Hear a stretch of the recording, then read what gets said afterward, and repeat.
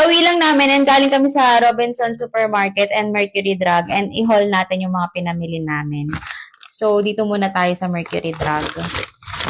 Konti lang naman to mga sis. Bumili ako ng Calvin Plus mga sis. Alam nyo, first time ko lang bumili ng 100 pieces and nakabox na pala siya. 100 pieces pala siya per box. Ito kasi yung vitamins ko for my bones.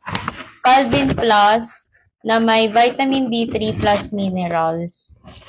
Since pinag-switch ako ng doctor ko from tamoxifen to anastrozole, magiging 4 tablets na ako per day. Kasi before is 2 tablets lang per day.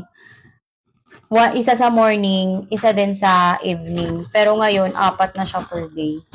Kaya marami na yung binili ko. Then, bumili kami ng isang banig na Biogesic kasi naubos na yung Biogesic namin dahil nung nakaraang araw masama yung pakiramdam ko. Ayan, nag-restock na kami. Puro Biogesic lang kasi yung iniinom ko kapag masama yung pakiramdam ko.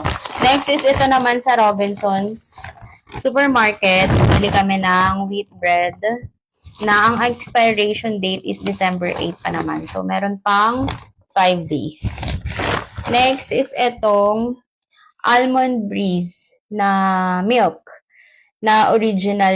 Ang binibili ko talaga palagi is yung unsweetened. Kaya lang hindi available yung unsweetened. Wala akong mahanap. So, ito na lang original. Meron pang ibang flavor to. May chocolate, may matcha, may vanilla. Kaya lang mas gusto ko yung original lang or yung unsweetened as much as possible.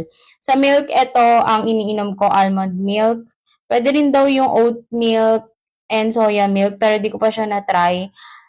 Ang iniinom ko lang is almond milk or yung Ensure milk. Kaya lang yung Ensure milk, dahil medyo pricey siya, hindi ko siya iniinom araw-araw. Iniinom ko lang siya kapag sobrang nangihina ako at kailangan ko ng energy. Wala nang laman, mga sis. Yun lang naman yung binili namin. And sasagot tayo ng question ngayon. Hello po, ask ko lang hanggang kailan nilalagyan ng gasa yung opera. Sa 15 pa kasi follow-up ko. Salamat. Sa experience ko sis, siguro mga almost 2 weeks lang. Kasi hindi na pinalagyan ng gasa ng doctor ko nung naghilom na yung sugat ko. Mabilis lang kasi naghilom yung sugat ko mga sis eh. And malaking tulong sa akin yung ginamit ko na skin disinfectant, yung Cutacept F.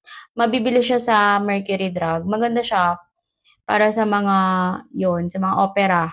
Para mas mabilis siyang maghilom. So, effective siya sa akin. And hindi ko alam kung pares tayo ng case mga sis, pero ayun, mga almost 2 weeks lang, di na pinalagyan ng gasan ng doctor ko. Mabilis lang naghilom yung sugat ko sa labas mga sis, pero yung loob, on process pa. Hanggang ngayon, nasa healing process pa to. Kasi matagal to. Hanggang ngayon nga manhid pa siya eh, pero hindi naman na siya masakit. Siguro mga 6 months to 1 year pa to. Kaya iniiwasan ko rin magbuhat ng mabibigat sa ngayon.